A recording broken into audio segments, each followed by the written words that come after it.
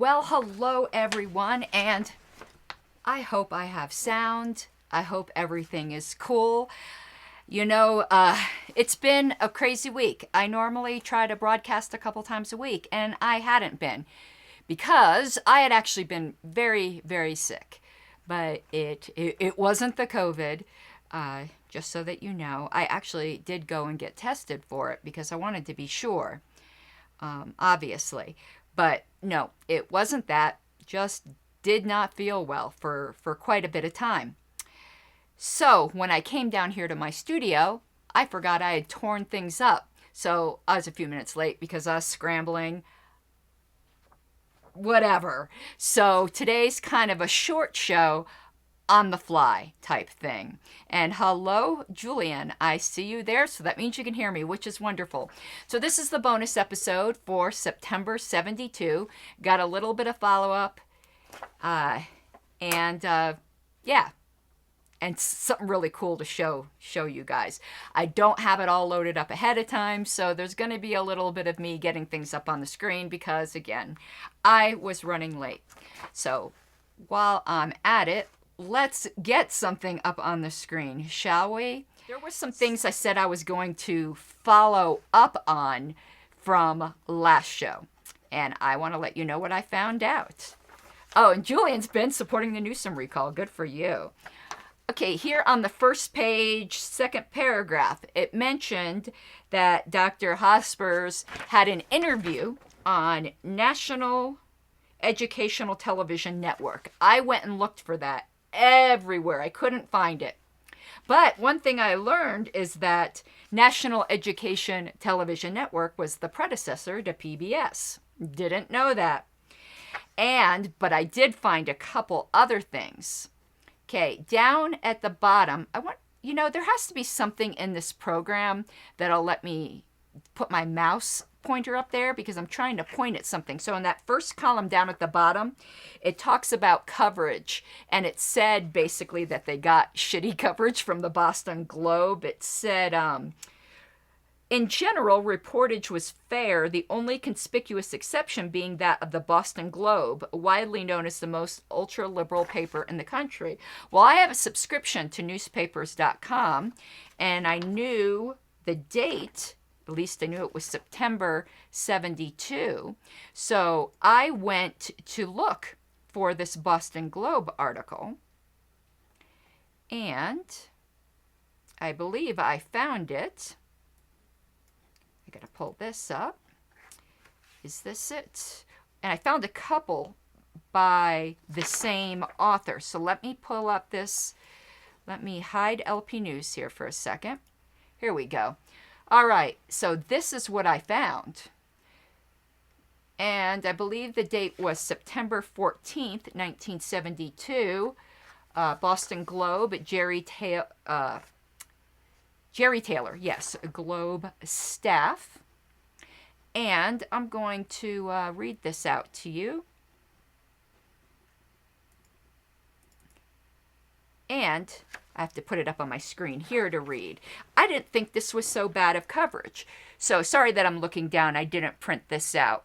It says the Libertarian Party's 1972 presidential candidate John Hospers carried his campaign to Boston yesterday, predicting an enormous degree of affluence and prosperity if American government were to shrink to its 18th century functions. Our political platform is that the government should get out of the way and stay out of most of the things it is now in, Hosper said. The candidate, who is chairman of the philosophy department of the University of Southern California, was interviewed during a stopover at Logan Airport. We've been ignored by the national media. They think we're a bunch of crackpots, and nothing has changed. They don't know what we stand for. Hospers, whose running mate is Tony Nathan of Eugene, Oregon, said whose campaign's buttons urge voters to break free from Big Brother, said his administration would limit itself to preserving domestic order and civil rights and maintaining national defense. Doesn't sound so crackpotty to me. It's staggering to think of a government official making decisions affecting thousands of people he doesn't even know, Hosper said. And this was in 1972. We want to return decisions to individuals, to the state of individual rights that was approximated in the early days of our republic. Keep out of the economy and we'll solve most of the economic problems. The standard of living would be unimaginably higher in this country if government didn't hold it down. The Hospers Nathan ticket, according to its platform principles, advocates, for those of you who keep saying the Libertarian Party does not hold taxation as theft, eat this. Eventual repeal of all taxation has been our position since day one. Facts don't care about your feelings. Okay, which would be replaced by a system of voluntary fees for services rendered. And yes, that a sentence very close to that was put back in to the platform on one of the platforms that I chaired. Hospers, who wore a gray tweed suit, that was almost a tongue twister, with a yellow shirt, black knit tie, and blue socks. What the fuck? Who cares? What color socks he was wearing, Jerry? Jerry, come on. This isn't like Mr. Blackwell's fashion column. Asserted that housing, education, health, unemployment, and other problems had been caused by government and thus would vanish once government withered away. The Libertarians would, among other things, abolish foreign aid, public welfare, minimum wages, government subsidies, including support for education, trust laws, tariffs, and nearly all impediments to free enterprise. Conservative on economic issues, but liberal when it comes to the Bill of Rights, the Libertarians held their first national convention last June in Denver. Having candidates at all was an afterthought, Hospers explained. We thought it would make it more likely that our ideas would be given publicity. The party is on the 1972 ballot in Colorado and has at least a chance of gaining the ballot in Oregon, Washington, and New Hampshire, according to Hospers. He said restrictive laws are keeping the party, several thousand paid members and growing by leaps and bounds, off the ballot in the other 46 states. Hospers' New England schedule consisted of a reception in Hollis, New Hampshire last night and a radio interview in Concord, New Hampshire this morning, his supporters said. And 1 second, asked what would befall the millions of Americans. I lost my spot. Here a second. Ask him what would befall the millions of Americans on relief if the Libertarians took the White House. Hospers replied, it would be a gradual process. We wouldn't say tomorrow morning you'd be on your own, but most of these people are where they are because of government tampering. Okay, now, I did not think that was a bad article, and there were no other articles I could find in the Boston Globe. So I am not quite too sure what David Nolan was talking about with that. I mean, did that sound like a bad review to any of you guys? Kind of strange, huh? Now, I found another article, I think, by this same guy. Yeah, and it was carried in another paper, was carried in Kansas, I believe. Yes, the Kansas City Times. And I think it was the same column, but let's pull it up and see if it's the same column. I'm getting my money's worth out of my newspapers.com subscription. It's just a little shorter, but the same things are in there, including what he was wearing. Why was that important? Am I the only one who finds that bizarre? That even in an abridged version in which they cut out a lot of things, they thought it was still important to keep that he was wearing a gray tweed suit with a yellow shirt, black knit tie, and blue socks? I don't get it. Maybe that was something that was very common then. I don't know. Okay. So, going back here to our LP News. if you go to the second column there, it mentioned that in Boston, the ticket was endorsed by another national organization, the first national organization other than the LP itself, and that was the New Right Coalition with 800 members. I had never heard of them, so I did some research there as well. And let me pull this off, and let me pull up what I found on them. And I believe this was on... Oh, we actually had this on Lpedia. And I didn't know that, but here we go. So, the Lpedia article states, gotta pull that up on my screen too. The New Right Coalition was founded January 71 by 8 disgruntled members of Young Americans for Freedom. And the LP was also funded by disgruntled members of Young Americans for Freedom. And it's interesting they didn't kind of join up. I'm wondering what the differences in belief were, considering that they endorsed the Libertarian candidate. It was based in Boston. Notice how I said that, even though it's funny. Boston, Massachusetts, and especially around Harvard University. It claimed 800 nationwide members by the end of 1972. The group was notable for pursuing a very high level of activism. You want to laugh? I caught myself, but I was reading fast, and I shit you not, I almost said high level of autism. And I'm autistic, I'm allowed to make autism jokes. Its members appeared on talk shows and held several lively demonstrations, but it was most known for placing numerous posters in the Boston area. The posters made statements such as, "Wanted for murder, Karl Marx," "IRS, your money or your life," and a depiction of Richard Nixon and George McGovern both appearing on the socialist ticket for president. I am going to have to Google those posters. Oh my God, I want them. In September 72, the New Right Coalition became the first national organization other than the Libertarian Party itself to endorse John Hospers for president. The group disbanded shortly after the 1972 election. I will let you guys know if I find those posters. Oh my goodness. I like your money or your life. That is great.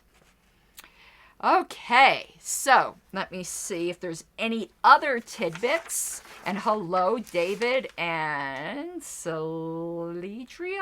That's close for me. I did, actually.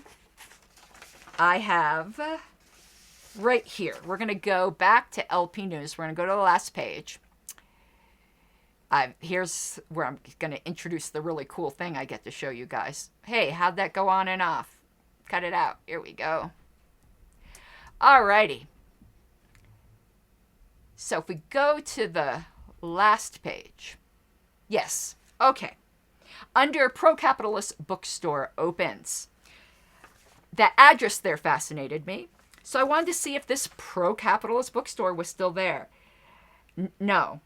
I could find no record of a bookstore ever being there. So this is still a mystery. It's that address at 4243 Tyler Avenue, El Monte, California.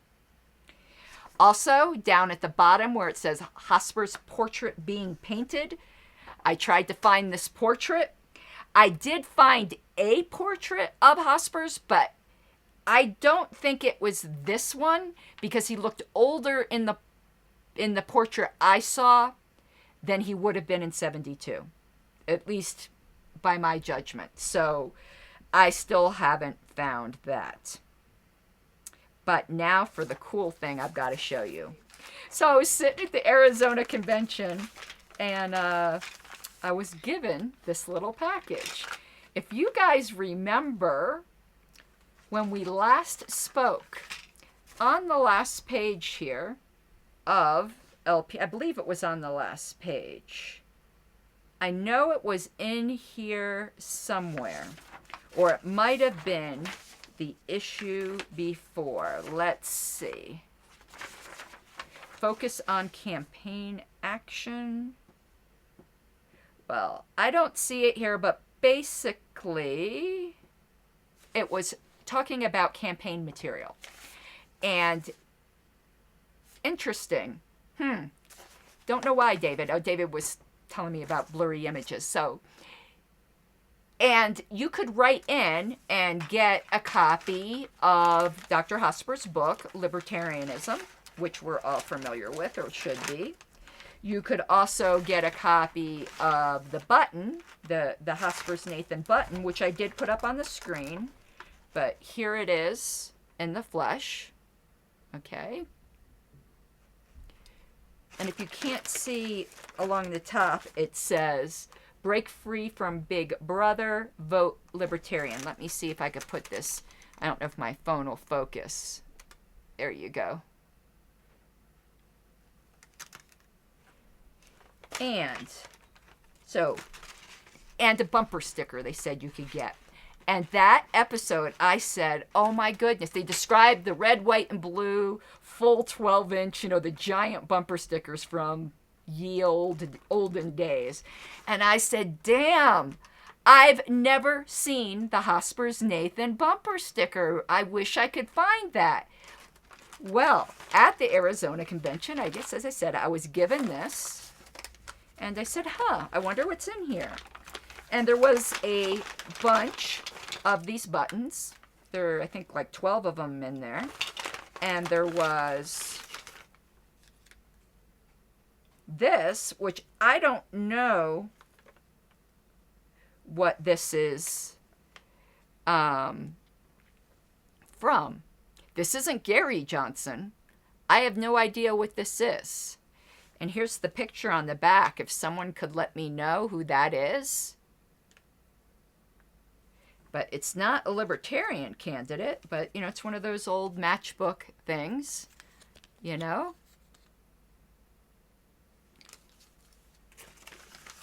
So, well, we've got a bunch of those buttons now. Julian, National might sell them. I don't know. They belong to the National Party. If they belong to me, I would... Lyndon B. Johnson. Okay. I kept thinking Gary Johnson. So yeah, this was in here. If those buttons belong to me, I would give you one, but they belong to the National Party, and because there's multiples, they'll probably use it for fundraising. But what was also in this package is dun dun dun. Do you think fate heard me? Check this out. I was just saying we needed to get one of these. And I'm envisioning this, and it's in very, I'm not going to say bad shape. It's actually in excellent shape. But it's very flimsy paper. Like, it's not waterproof paper. You know, that kind of vinyl? This is like paper. So no wonder not many of these survived. But this one, the backing had never been taken off. It had just been folded up and put in this. So I'm envisioning this being put behind glass and hang at national headquarters. I don't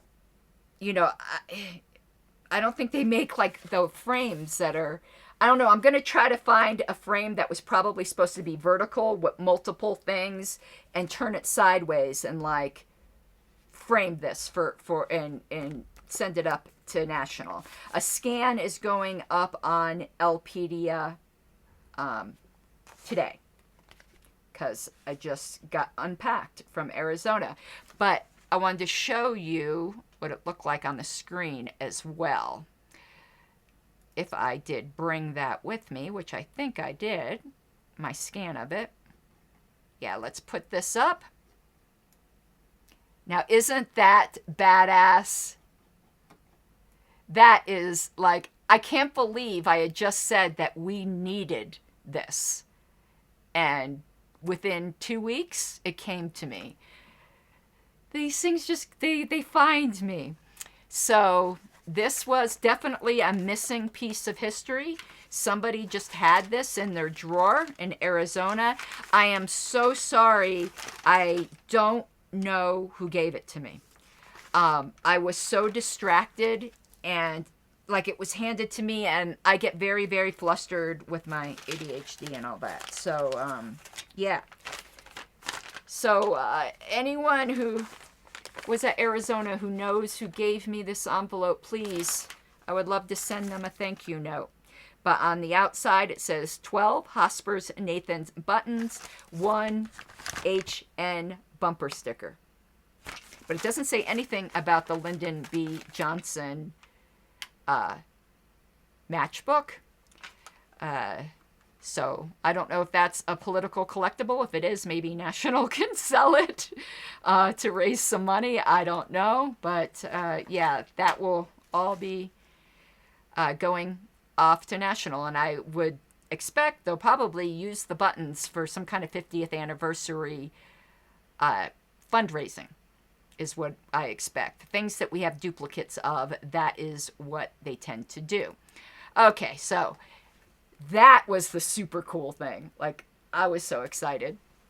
But let's get to the main event now, which is to finish up LP News 1972, Political Perspectives. Oops, didn't mean to do that. Well, let's put this back up. Yep, and let's put me back up and move me back over. Boop, boop, boop, boop, boop. There we go. Okay, Political Perspectives. Right there. Very short Political Perspectives column this time. And I did print this out. Alrighty, so Political Perspective. Let me grab some dew here. I'm still a little bit under the weather, if you can't tell. Like, and I didn't even bother to put on any makeup. I'm like, fuck it. Right. Part 7. The lobotomy of the GOP.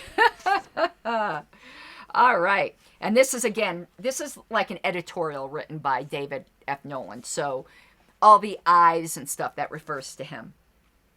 8 years ago, when I was an ardent supporter of Barry Goldwater, I would have found it almost impossible to imagine the hero doing what he did in Miami 6 weeks ago, i.e. standing up in front of millions of Americans and vomiting forth praise for a man who has betrayed everything Goldwater ever claimed to have believed in. I wondered what it was that Goldwater did. Apparently, he spoke at the Republican nominating convention. I could not find a clip of it. There's a lot of clips of that 72 convention. And the Democrats had their convention, I think it was the same month, also in Miami. It was weird. It was in, I don't know if that's what they used to do. And I'm just finding it weird because they don't do that now. But I couldn't find the speech. But yeah, isn't that politics for you? You know? You got to toe the party line. So Nixon betrayed everything Goldwater believed in, but Goldwater still gave him glowing praise because of the party, you know? And that's why I get all creeped out, you know, when people get too, like, worshipy of the Libertarian Party. Don't be that person. I get the heebie-jeebies whenever I hear the capital P, is how I put it when people say party. If I can hear the capital P, all I can think of is communism, you know. Comrade, are you a member of the party? But anyway, yep. Goldwater bummed David Nolan out. And I wanted to add this here. Julian says he was lucky enough to find a McBride bumper sticker on eBay. I've got a bunch, not of any one, but I think I don't have them here, and when I say I mean the party. I think they're up on Lpedia. I know they were on display at the National Convention in 2018. I think there was like 4 different McBride stickers. I'll have to see if they're up on Lpedia. We'll be getting to McBride soon enough, but yeah, there was multiple versions of McBride stickers. But those were also the long 12-inch ones, right? That's just what bumper stickers were then. Why? I mean, is it because cars were bigger and actually made of metal? Anyway, I don't know why I got off on that tangent. I remember those big, though. Like, my dad loved Cadillac Eldorados. Oh, my God, he loved them. And those were giants. And then after that was Lincoln Continentals. All right. Continuing. Perhaps I was naive. Back in '64, hell, I was only 20 years old. But I still find the GOP's utter acquiescence to the politics of pragmatism almost unbelievable. Huh. Fuck Bill Weld. Nonetheless, in case anyone was still wondering, the robot parade in Miami provided proof positive that the GOP has abandoned even the slightest pretense of standing for any identifiable principles at all. Now the only thing the GOP stands for is Richard Nixon. And Nixon is the ultimate pragmatist, the perfectly immoral man. Or amoral. Is it immoral? I think you could say it either way. Whether this makes him worse than McGovern is a moot point. McGovern, it appears, has some principles. Unfortunately, they're all dead wrong. While Nixon is simply the president, whose campaign is apparently going to be based on two facts. One, that he isn't McGovern, and two, that he is a capable administrator. Oh my goodness, almost sounds like the Biden thing, right? He's not Trump, and, you know, he's got experience. But, yeah, isn't it funny how nothing really changes? This latter point, of course, is highly debatable. The difference between the two men, in effect, is only that between poisoning and suffocation. David, if the dead could hear me, I love you, man. The current state of the GOP should serve as an object lesson to all students of politics, for it shows what happens when one tries to operate in a moral vacuum, allowing one's positions to be determined solely by the canceling out of external forces. One arrives at a floating null point, bobbing on the tides of public opinion like a cork in a dishpan. Left wing minus right equals 0. No, that wasn't wing. Left minus right equals 0. I like that. Left minus right equals 0. Now, quite possibly, having drifted aimlessly to the center of the almost meaningless left-right political spectrum we have in America today, didn't think too much of centrists, did he? The GOP will preempt the Democrats as the majority party, at least for a while, but in doing so, it creates a vacuum, leaving homeless all who seek a party that stands for something more than self-perpetuation. Interesting. Oh, I didn't mean to do that. Put that back up here. I wanted to take me off for a second and on mute since I need to sneeze. Okay, I'm back. Existing just for self-perpetuation, that is always the danger, isn't it? And I find it really interesting that he did not think highly of being viewed as the center. You know that graphic I hate so much that the LP was putting out for a while that kind of depicted us in the center? Yuck. So, yeah, I don't think David Nolan would have seen us that way. We're completely orthogonal to the left-right spectrum. This is the vacuum that we, and we alone, can and will fill. And while the GOP will undoubtedly live on for many years, lurching from election to election like a lobotomized ape, it is, in effect, already dead. David.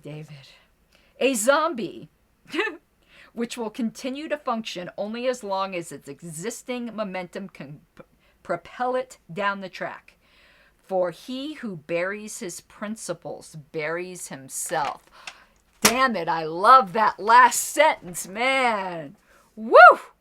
For he who buries his principles buries himself. Damn it. That is good. That is a fortune cookie moment there, man. We need to get that up on Lpedia. We have like a rotating banner with sayings. That definitely needs to be one of it. Okay. That is pretty much it. I needed to get back into the swing of things, but I'll leave it up a little bit in case there are any further comments. What's coming up next, unless I find some of those posters I was just talking about, will be October 72. But listen to the other episodes I have planned if any of this interests you. And again, comment if you'd like to chat. I'll stay as long as anyone would like. I'm going to be doing more on the People's Party. A lot has gone on with the People's Party. I have got like 50 frickin' clips from the People's Party. Oh my goodness. And as usual, because I've been binging Dave Smith, I have a few clips from his show I would like to talk about. I actually have some from, I'm trying to think of who it was. Well, crap, I can't remember now, but they were just various other clips I did want to discuss from just other YouTubers. And then I'm doing, I call it a takedown. It's not really, I don't like doing takedowns, but I'm going to call this one a takedown because this dude can be so obnoxious sometimes. And the way he handled this was so bad. It's the YouTuber called the Actual Justice Warrior. Had the most shitty take on Brianna. Oh my God, Brianna. Say her name. And I'm like totally having brain burps tonight. I'm so sorry. Still a little sick, as I said. And yeah, I wanna deal with that. And I'm gonna do that one when I'm a lot more clear, because that's too important of a subject to be stumbling over any words. And also, I want to explore, I want you guys to think of this. Have you ever heard of something called the pro-Anna movement? And I've wanted to do something on this for a while. I'm fortunate. I'm not a woman who grew up with all kinds of body image issues. I mean, I had some. Everybody, I think, does, man or woman. But, like, I don't know. You hear all this about bulimia and anorexia and cutting and just all this. I didn't have any of that. I had a lot of other problems, okay? But I didn't have anything in the eating disorder family. So, pro-Anna is short for pro-anorexia. And it's apparently a whole community, multiple communities of mostly young girls with eating disorders that are encouraging each other to continue. It's like the most bizarre thing. When I first learned of it, at first I thought it was a parody. I couldn't believe this is actually real. But it's actually real and very sad. So I started investigating it. And there is a YouTuber who is very, very obviously anorexic.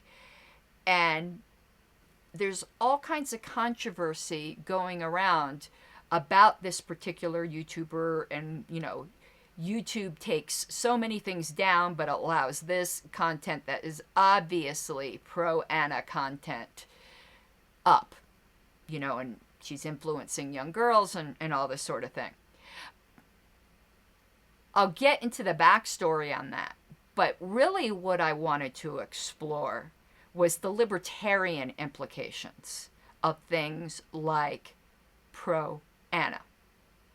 Now, take the minors out of it, because obviously that's a whole different thing when you're dealing with teenage girls. This YouTuber is an adult. I think she's 26. How do we handle things like adults with obvious mental issues that aren't like endangering anyone else? Forget about the potentially influencing other people. It's only really harming themselves. And they won't get help or refuse to see they have a problem, but are otherwise competent. Is this simply a freedom of self-destruction? what are the libertarian options? I like tackling the hard issues. No system is going to be perfect. This could be an area where our answers aren't the greatest. I don't think any answers in situations like that are the greatest. I mean, what do we do today? You can Baker Act people like that, or what's it, 5120, which in fact did happen to this young woman, and it didn't help her at all. She went into treatment for a while, came out, said it was a horrible experience, and immediately relapsed. She lives with her family. What do? You just leave it be at that point? Is it proper to force somebody into treatment in that case? Was the first forcing her into treatment? I don't know. So these are issues I'd like to discuss. And since this lady is already a public figure, and this is already a discussion going on around her, and the YouTuber's name, a lot of you may know her, is Eugenia Cooney. I feel comfortable using that kind of as a case lesson and not feeling like I'm intruding on anyone's, private life. This is a public figure. It's a very public controversy. But the libertarian implications of it interested me. And I hadn't seen anyone deal with this much. And I started to do a lot of research on mental health and libertarianism. And there isn't really that much on it. There is more on things where somebody is a danger to other people. This is not that. And there's some comments here that I would like to put up on the screen just to maybe tickle the conversation for when we actually do this. That it was my initial impulse. I'm agreeing with the commenter, and I'm sorry, I'm so bad at pronouncing Saladriel. That's what I'm going to use. Adults should be allowed to do what they want as long as they don't harm others. That's my initial impulse, but is that as far as we go? We'll be discussing it. And also, you asked, have you read For a New Liberty from Rothbard? Yes, I have. I am a Rothbard fangirl. Okay, totally would consider myself a Rothbardian, though there are some points I sharply disagree with him on. For instance, parents don't have a duty to feed their children. That is disgusting and monstrous, and I absolutely repudiate that, and I wish he had never said that. And in fact, that bothers me enough that I might do a show on it, because I would like to lay forth my argument as to why I think he was very inconsistently wrong on that. And I'm sure there would be a few other points I would disagree with Rothbard on. I can think of another one, which is called, I think, the donut problem, which is, say you own this piece of land and everyone buys the land around you and kind of entraps you, encirclement, I disagree with him on that as well. Maybe we'll get into disagreements with Rothbard, though I am a huge Rothbard fan. All right. Well, that's what I have coming up, at least those two. I think there's a few others that I even forgot. So that's a lot, right? I will probably be doing quite a few Liberty boudoirs to get through like the People's Party stuff. And what I am thinking of doing is like each lunch break, maybe just going live, like not announcing it, just going live, and whoever's around is around and other people could watch it later. Because I don't have like a set lunch hour at work. It's normally around noon Mountain. So that would be 2 Eastern, is it? My work likes me to go at 10 Mountain, but that's like too early for lunch. So, who knows? So maybe if we aim for noon Mountain, on most days, I'll maybe just go live for a little while and start getting through these clips. And yeah, because I like doing the get ready with me stuff, the Liberty Boudoir. Because no, I don't get ready before work. I work from home. I start the day in my pajamas with bedhead looking like hell. All right, everyone, you have an awesome night. I'm glad you put up with me with my technical issues and my not completely sharp mind because I am getting over an illness. But I super appreciate it.